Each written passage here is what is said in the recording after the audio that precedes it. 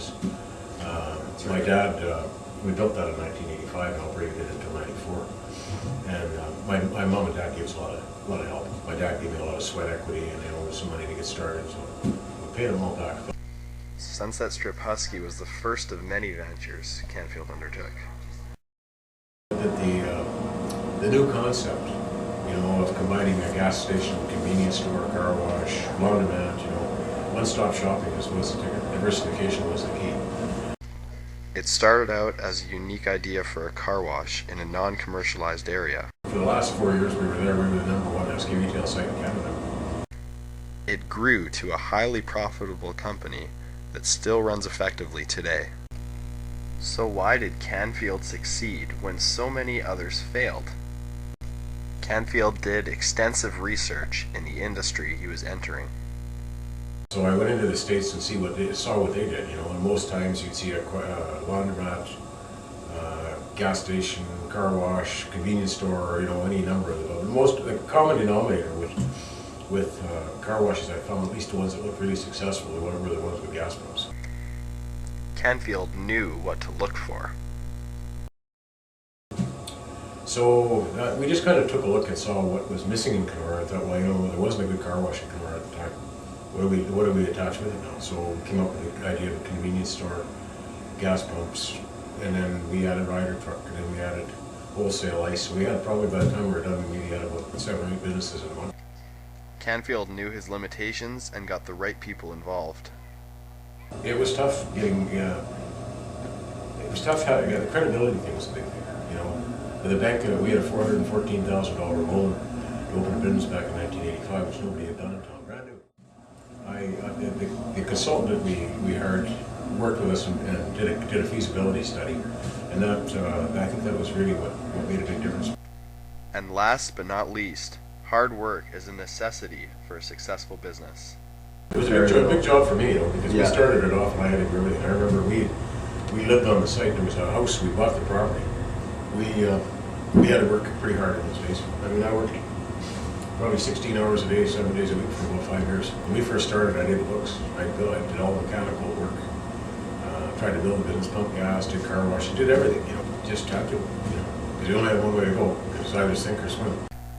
The workload slowed down when Canfield started delegating authority. It was a tough transition going from being a working manager into more of an administrative function.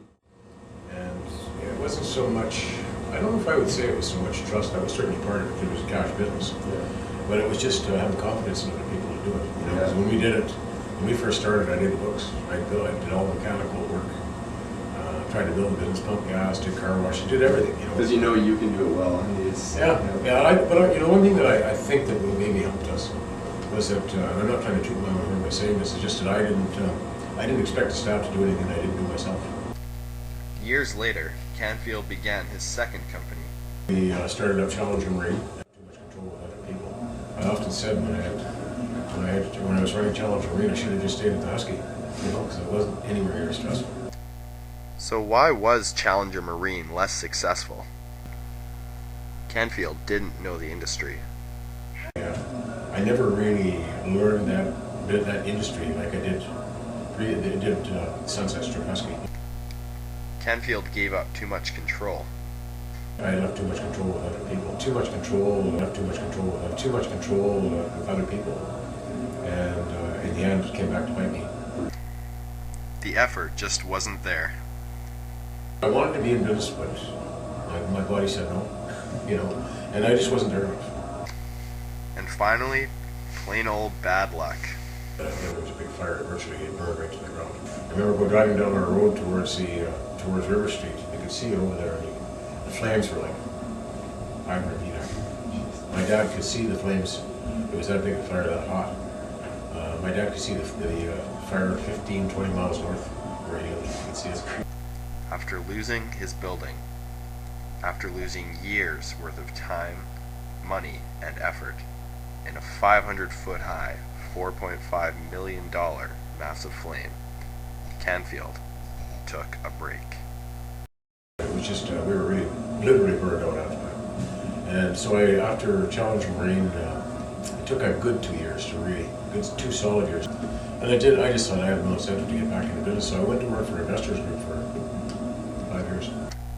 But Canfield couldn't stay out of the game for long. So it wasn't exciting enough for me. But I always missed running my own business. Anyways, there's nothing like being in business as far as I'm concerned. It's easy for me to say, you know, grew up in family business, but it certainly is the most satisfying thing for me as opposed to working for somebody else. Some people are not interested, some people are not good at it, some people aren't capable of it.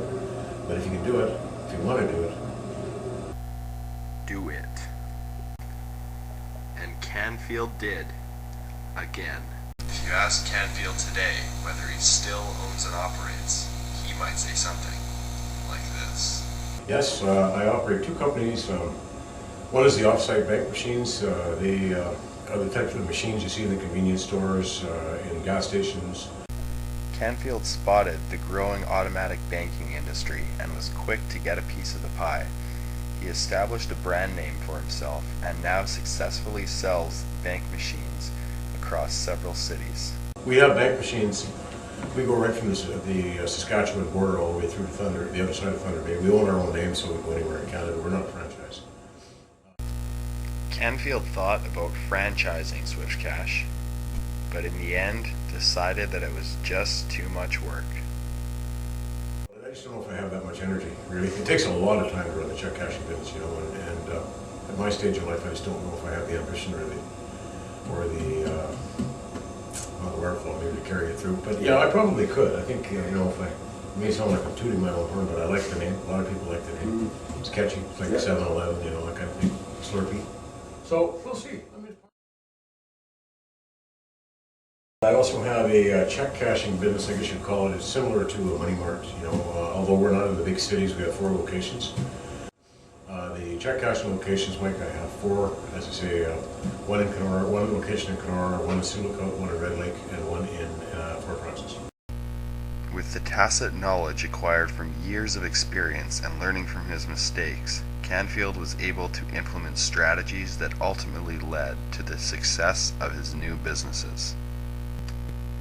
It was a clever business move to select the same brand name for both his automatic banking company and his check cashing business. The banking machines were a great tool for generating brand awareness for the store. Each machine acted like a banner, advertising the check cashing company. Over the years, Canfield has opened, owned, and operated several businesses. So what are his thoughts on entrepreneurship on the whole? I'm happy to hear you're taking this entrepreneurial course. I mean, it's, you know, entrepreneurship is a wonderful thing. It's so satisfying to open and run your own business, especially if you can take an idea and build it from the ground up and make it successful. That's what I find most satisfying about business. Advice coming from someone as experienced as Canfield can truly be a valuable asset to a starting entrepreneur. Canfield sheds some words of wisdom on entering a business. Make sure you do lots of research before you study it to death. Try to make sure you don't go in underfinanced, and just make it work. Thanks. You're welcome, Mike. Really appreciate it. Good luck.